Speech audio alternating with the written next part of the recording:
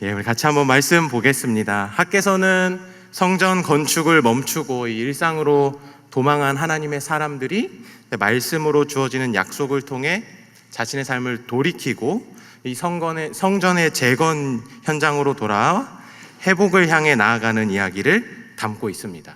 학개서 1장은 성전을 버려두고 도망한 사람들이 돌아오게 되는 내용을 다루고 있고, 2장에서는 이 돌아온 사람들이 성전 건축을 위해 이 돌아온 현장에서 어떻게 살아가고 있는가, 그런 내용들을 보여주고 있습니다. 이 예수님을 우리 자신의 구주로 영접하고 받아들이면서 우리 신앙생활이 시작됩니다. 그러면 이 신앙생활이 잘 유지가 될 것 같은데 현실이 그렇지 않다는 것을 우리 각자의 경험을 통해서 너무나 잘 알고 있고, 때로는 성전을 버리고 판벽한 집을 짓기 위해 돌아섰던 이스라엘의 남은 자들처럼 우리 또한 이 신앙의 길로부터 멀어졌다가 돌아오는 일들을 반복하기도 합니다. 그렇기 때문에 돌아오는 것도 너무나 중요한 일이지만 이 돌아와서 어떻게 살아가는가도 동일하게 중요한 주제인 것이죠. 1절을 한번 제가 보겠습니다. 읽겠습니다. 일곱째 달 그 달 21일에 여호와의 말씀이 선지자 학개에게 임하니라. 이르시되, 학개 선지자에게 여호와의 말씀이 다시 한번 임했습니다. 오늘 1절에서 그 시기를 이제 언급하고 있습니다. 일곱째 달 곧 그 달 20일 이렇게 21일 이렇게 되어 있습니다. 1장 15절에서 바로 직전에 1장 15절에서 성전 공사를 시작한 시기를 여섯째 달 24일입니다. 이 날짜들은 히브리력으로 기록되어 있는데요. 이 날짜, 두 날짜를 이제 오늘날로 환산을 해보면 약 26일가량, 한 달 정도의 시간이 지났다는 것을 볼 수 있습니다. 이 학개서에 반복적으로 등장하는 이 날짜에 대해서 다양하게 해석하는데요. 가장 주요하게 첫째는 이 역사적 사건에 대한, 그러니까 이 일이 그냥 옛날 전설이 아니라 실제로 역사적으로 일어난 일이라는 것을 증명하기 위한 언급으로서 이 날짜들을 해석하고, 특별히 오늘 2장 1절에 주어진 이 날짜는 이스라엘의 축제인 초막절과 같은 날짜라는 것을 감안할 때 그 초막절의 의미와 연결해서 이 신앙의 특권과 의무를 기억하고 이 성전 재건의 중요성을 강조하기 위함이다. 그렇게 이제 날짜를 해석하는데요. 이 주요한 해석은 아니지만 여러 다양한 주석책들을 보면서 제 마음에 이제 가장 와닿았던 해석은 이것이었습니다. 성전 공사가 시작된 지 한 달이 지난 시점에 하나님의 격려의 말씀이 임하였다. 이렇게 한 신학자가 해석했습니다. 그러니까 본문이 의도적으로 결단을 한 시기, 여섯째 달과 결단을 적용한 후에 이 시간이 어느 정도 지났다는 것을 이제 보여준다는 것이죠. 우리가 신앙의 회복을 위해서 말씀 묵상이나 기도와 같은 어떤 경건 생활을 결단하고 적용하기를 시작했을 때 이제 어느 정도의 시간이 지나면 그 결단의 중요성, 내가 그렇게 결단했던 이유, 결단을 적용할 때 내 마음에 불붙었던 열정들이 이 사그라들 수 있는 지점들이 분명하게 있습니다. 아마도 그런 시점에 이런 말씀이 전해지고 있다. 그렇게 이 날짜를 볼 수도 있겠습니다. 2장 3절에 한번 보겠습니다. 제가 읽겠습니다. 너희 가운데 남아있는 자 중에서 이 성전의 이전 영광을 본 자가 누구냐? 이제 이것이 너희에게 어떻게 보이느냐? 이것이 너희 눈에 보잘것 없지 아니하냐? 그 열정이 사그라들 수 있는 어느 한 시점이 지난 후에 이 말씀이 어떤 내용의 말씀이 전해지고 있냐 하면 하나님께서 질문하십니다. 어떤 질문이냐면 지금 짓고 있는 이 성전 어때 보이는가? 이렇게 질문하십니다. 그러면서 뒤에 덧붙이시죠. 이전에 비하면 너무 보잘것없지 않은가?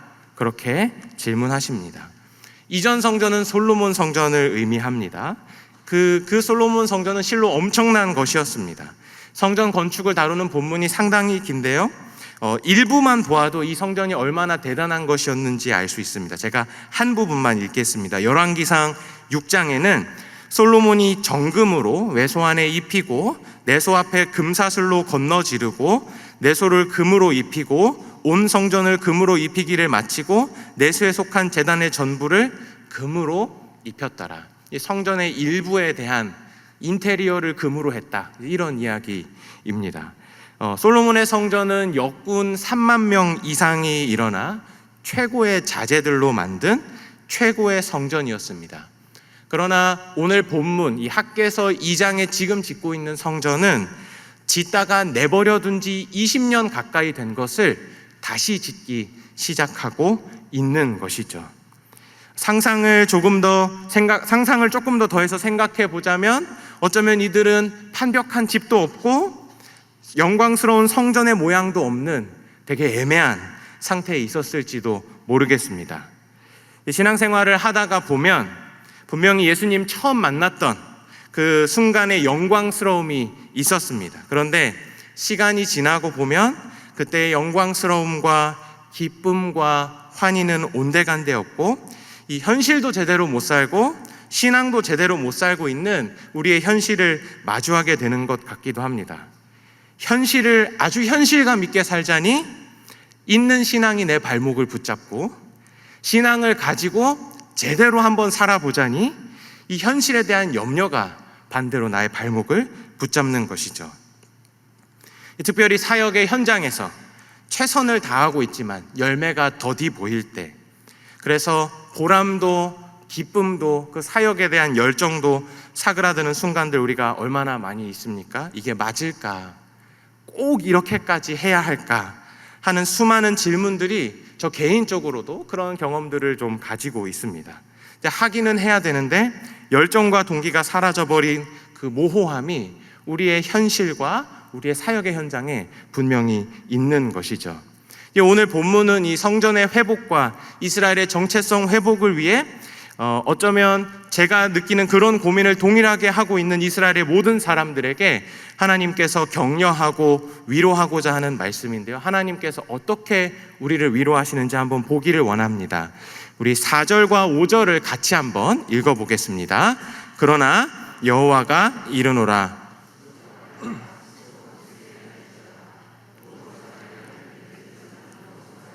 스스로 굳세게 할지어다. 여호와의 말이니라. 이 땅 모든 백성아 스스로 굳세게 하여 일할지어다. 내가 너희와 함께 하노라. 만군의 여호와의 말이니라. 너희가 애굽에서 나올 때에 내가 너희와 언약한 말과 나의 영이 계속하여 너희 가운데에 머물러 있나니 너희는 두려워하지 말지어다. 4절을 먼저 보시면 성전 재건을 위해 힘쓰는 하나님의 사람들을 향해 이렇게 말씀하시죠. 굳세게 할지어다. 이 굳세게 하라는 이 말을 두 사람과 이 하나의 공동체에 말씀하고 계십니다.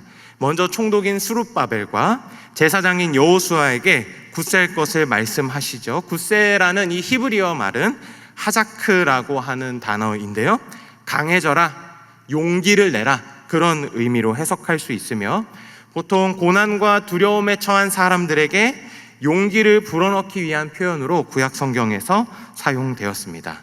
그리고 한 절에 이 굳세게 할지어다가 3번이나 등장하는 것을 볼 때 이 일이, 이렇게 용기를 내는 일이 정말 중요하다는 것을 우리가 볼 수 있습니다. 특별히 이 표현은 백성들의 향방을 이끌어야 하는 지도자들에게 하나님께서 사용하셨던 표현입니다.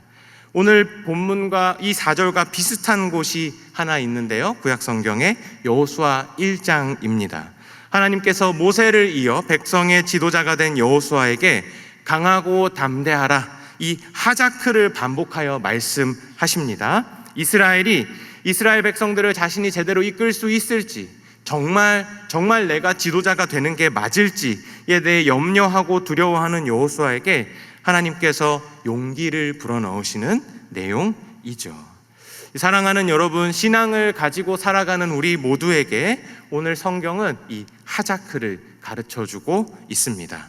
신앙을 지키는 이 삶 자체에 대해서 때로는 의구심도 들고, 이 여러 가지 이유로 후회도 되고, 이것도 아니고 저것도 아닌 이 모호함에 빠져 있는 우리를 향해서 오늘 말씀은 하자크, 굳세어라, 마음을 지켜라, 이렇게 말씀하는 것이죠. 우리 한번 서로 이렇게 인사할까요? 하자크, 굳센 마음을 가집시다. 네. 잘 따라해 주셔서 감사합니다. 이 구세라는 격려와 함께 하나님께서 이렇게 말씀하십니다. 이 스룹바벨과 여호수아를 포함한 이스라엘 공동체 전체에게 구세라라고 한 다음에 계속해서 말씀하시죠. 일해라. 일해라. 이렇게 말씀하십니다. 마음을 굳세게 하는 데서 멈추는 것이 아니라 그 굳센 마음이 가리키는 방향으로 계속 걸어가라. 계속 일하라는 내용입니다. 성전 재건을 향한 마음만 굳건히 할 것이 아니라 계속 일하라는 것이죠. 칼빈은 이에 대해서 이렇게 해석했습니다. 굳세게 할지어다라는 명령은 믿음과 헌신의 중요한 역할을 강조한다. 그리고 일하라는 명령은 하나님의 뜻을 이루기 위한 적극적인 순종을 요구하며 이는 백성들의 신앙이 실제 행동으로 나타나야 함을 의미한다. 이렇게 이 격려를 칼빈은 해석했습니다. 믿음의 여정이 이 사유로만 하는 것이 아니라, 내 감정으로만 하는 것이 아니라 분명한 삶의 형태로 나타나야 한다는 것이죠. 근데 여러분, 이상하지 않습니까? 그 길로 가기를 힘들어하는 사람들에게 하나님께서 하시는 격려가 더 열심히 그 길로 가라는 것이죠. 제가 이제 굉장히 좋아하는 목사님께 그런 질문한 적이 있습니다. 만약에 이제 제가 사역을 하다가 너무 힘들고 지쳐서 좀 쉬면서 제 방향에 대해 좀 다시 고민하고 이렇게 하는 게 맞는지 고민하고 싶을 때는 좀 어떻게 하면 좋을까요? 라고 했는데 그 목사님께서 그렇게 저를 보면서 말씀하시더라고요. 아직은 그럴 때가 아니다. 더 열심히 해야 된다. 그렇게 말씀하셨어요. 그러니까 힘들어서 이제 고민을 제가 얘기한 거잖아요. 돌려. 근데 더 열심히 하라고 하니까 제가 처음에는 좀 당황했습니다. 근데 저만 이런 이야기를 듣는 것이 아닌 것 같습니다. 우리 사랑하는 성도님들, 연말 되면 내년엔 절대 목자 안 해야지. 내년엔 교육부서 교사 그만해야지. 그렇게 해서 교육부서 전도사님께 또 여러분의 교구 목사님께 목사님 내년엔 진짜 쉬어야겠어요. 더 힘들어서 못하겠어요. 그러면 목사님들 전도사님들은 답이 정해져 있어요. 네, 너무 힘드시죠. 근데 또 하다 보면 참 은혜가 있습니다. 그러면서 이제 3월에 계속해서 목자를 하시는 여러분을 발견하게 되는 것이죠. 그런데 여러분, 제가 그 목사님의 조언을 따라서 마음을 좀 고쳐먹고 그냥 어쨌든 해보자 하면서 시간을 지나가 보니까 이제 그런 경험을 할 수 있게 되었는데요. 오늘 본문에 나와 있습니다. 4절 마지막 부분부터 5절까지인데 제가 한번 읽어보겠습니다. 내가 너희와 함께 하노라. 만군의 여호와의 말이니라. 너희가 애굽에서 나올 때에 내가 너희와 언약한 말과 나의 영이 계속하여 너희 가운데 머물러 있나니 너희는 두려워하지 말지어다. 내가 너희와 함께하리라. 만군의 여호와의 말이니라. 하나님께서 정말 계속 가는 길에 함께 하시는구나 하는 것을 순간순간 경험할 수 있게 되었습니다. 이 성전을 짓는 일에 대해서 또 우리가 신앙을 가지고 살아가는 것에 대해서 때로는 열정을 잃어버리기도 하고 때로는 멈추어 서고 싶기도 한 그 순간에 마음을 굳세게 하고 계속해서 그 길을 걸어가다가 보면 하나님께서 저를 비롯해서 우리 한 사람 한 사람과 함께 하는 것을 보여주시겠다. 그 약속을 지금 하시는 것이죠. 사랑하는 여러분들, 그것 아십니까? 하나님의 동행은 우리가 열심히 그 길을 갈 때에만 나타나고 경험되는 것은 아닙니다. 우리 5절을 한번 같이 다시 한 번만 읽어볼까요? 너희가 애굽에서 나올 때에 내가 너희와 언약한 말과 나의 영이 계속하여 너희 가운데에 머물러 있나니 너희는 두려워하지 말지어다. 언약한 말과 나의 영이 언제부터입니까? 애굽에서 나올 때부터 지금까지 계속 함께하고 있다. 이렇게 가르쳐주고 있습니다. 주님이 언제 우리와 동행하실까요? 모든 성도들이 열심히 말 잘 들으면서 열심히 사역을 하고 있을 때, 열심히 믿음 생활하고 있을 때만 하나님께서 우리와 동행하실까요? 그렇지 않습니다. 늘 같이 하십니다. 늘 계속하여 있다. 이렇게 말씀하고 있습니다. 때로는 향방을 잃어서 판벽한 집으로 도망했을 때에도 하나님께서 함께 하십니다. 홍해 앞에서 하나님을 원망하는 그 순간에도 하나님의 영이 계속 함께 하십니다. 현실의 벽에 부딪혀서 신앙의 기준을 포기한 우리의 인생의 어떤 순간들에도 하나님께서는 사실 계속해서 머물러 계십니다. 오늘 본문은 저와 여러분에게 마음을 굳세게 하여 성도의 정체성을 지켜내고 신앙의 삶을 살아낼 수 있는 이유를 우리 가운데 계속 머물러 계시는 하나님으로 소개하고 있는 것이죠. 우리가 그분을 신뢰할 때 그 길을 계속해서 갈 수 있는 것입니다. 우리 서로 이렇게 한 번 더 격려하면 좋겠습니다. 하나님께서 계속 같이 계신답니다. 여러분, 정말 그렇습니다. 이 북이스라엘이 아수르에 의해 멸망당하고 남유다가 바벨론에 의해 멸망당한 후에 이 바벨론 제국과 페르시아 제국에 의해 다스림을 당했던 이유, 포로기 이후에 성전과 성벽의 재건이라는 메시지와 소망을 가지고 돌아왔음에도 불구하고 이 판벽한 집을 향해 도망했던 이유는 나와 계속 같이 계시는 하나님보다 나 자신과 내가 처한 현실이 더 크고 강하게 보였기 때문일 겁니다. 오늘 우리도 마찬가지라는 생각이 듭니다. 하나님의 말씀이 늘 옳고 그분과 함께하는 삶의 유익에 대해서 우리는 어느 누구도 그것을 의심하지 않습니다. 문제는 하나님께서 계속 같이 계시다는 것을 모르는 게 아니라 그 하나님보다 내 현실을 판벽하게 하는 일이 더 크고 중요하게 여겨지는 것이죠. 진짜 문제는 하나님께서 계속 같이 계시다는 것을 우리가 다 잊어버린 게 아님에도 불구하고 알면서도 하나님보다 내 생각, 내 감정, 내 해석, 내 눈을 더 신뢰하고 있다는 것이 사실 우리가 가지고 있는 진짜 문제가 아닐까 생각해 봅니다. 그런 맥락에서 오늘 본문의 6절에서부터 8절은 하나님께서 어떤 분이신지를 소개해 주면서 우리가 그분을 신뢰해야만 하는 이유, 우리가 그분을 신뢰할 수 있는 이유, 그 동기를 제공하는데요. 우리가 6절과 8절을 같이 한번 읽겠습니다. 만군의 여호와가 이같이 말하노라. 조금 있으면 내가 하늘과 땅과 바다와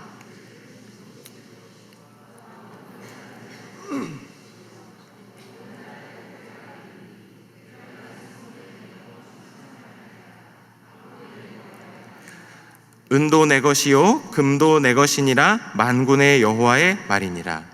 이 하나님에 대한 여러 서술을 이 6절부터 8절까지 살펴볼 수 있는데요. 오늘은 그분의 이름에 대해서 우리가 한번 집중해 보려고 합니다. 6절부터 8절까지, 아니 학개서 전체에는 하나님께서 만군의 여호와로 등장하십니다. 아도나이 체바오트 이렇게 부릅니다. 이 하나님의 이름은 구약 성경에서 그분의 절대적인 권위와 주권, 그리고 그분의 거룩함과 영광을 나타내는 이름입니다. 성경에서 하나님께서 만군의 여호와 이렇게 등장하시는 것은 확실한 승리로 이끌어 가시는 그분의 전사적인 역할과 그 강력한 주권을 강조하고 하나님께서 모든 피조물, 우리 모든 인생을 다스리시는 분이심을 나타내시겠다는 그 하나님의 속성을 다루고 있는 이름입니다. 사랑하는 여러분, 우리가 마음을 굳세게 할 수 있는 이유가 무엇입니까? 그렇게 우리의 마음을 지킬 때 우리와 계속 함께 하시는 만군의 여호와, 우리 하나님께서 우리를 분명히 승리로 이끌어 가실 것이기 때문입니다. 성도의 삶에 대해서 이게 맞을까? 이렇게까지 살아야 할까? 고민되고 그만하고 싶은 순간에도 다시 일어나서 그 길로 계속 걸어갈 수 있는 이유가 무엇입니까? 만군의 여호와, 우리 하나님께서 우리의 삶을 다스리시고 통치하시기 때문입니다. 예수님 믿기 때문에 하는 우리의 모든 일, 예배나 목장 모임이나 주일학교 섬김이나 주차 봉사부터 시작해서 우리의 현실의 판벽함을 포기하고 때로는 다소 모호해 보이는 이 교회 공동체를 세우는, 믿음의 공동체를 세워내는 일에 마음을 굳세게 하고 계속해서 이 일을 감당할 수 있는 이유는 무엇입니까? 진정한 영광은 내 집의 판벽함에 있는 것이 아니라 우리와 늘 함께 계시는 만군의 여호와, 우리 하나님께 있음을 우리가 믿기 때문인 것이죠. 당장 우리의 삶이 판벽하지 않아도, 당장 우리의 사역이 아름다운 열매를 맺지 않아도, 그런 것이 없으면 영광스럽지 않은 것이 아니라 어찌하든지 하나님과 동행하면 그것이 바로 진정한 영광이다.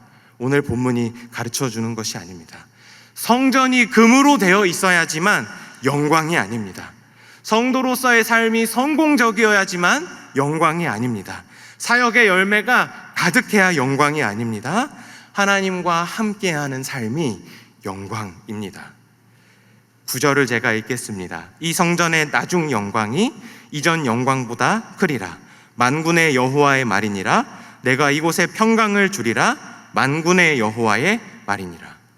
성전은 하나님의 동행과 임재를 가시적으로 표현하는 장소였습니다.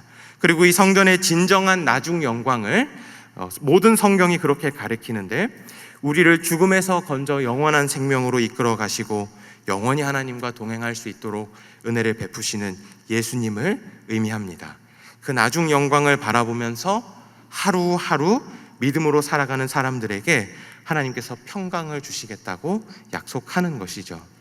이 세상의 사람들은 자신들의 영광의 순간에 대해 이야기하고 싶어하고 또 더 큰 자신의 영광의 날을 위해 열심을 내어 살아갑니다. 주 안에서 사랑하는 여러분, 우리의 영광은 그렇다면 어디에 있습니까? 본문을 보면서 저는 이렇게 생각했습니다. 여기에 있습니다. 우리와 우리의 마음 안에 우리와 계속 함께 머무시는 하나님께 성도의 진정한 영광이 있는 것이죠. 그러므로 하나님을 신뢰하는 마음을 굳세게 지키며 살아가는 우리의 일상이야말로 정말 영광의 순간인 것입니다. 내일부터 또 한 주가 시작됩니다. 우리 모두가 우리 한 주 동안 그분과 동행하는 영광으로 가득하길 주님의 이름으로 소망하고 축복합니다.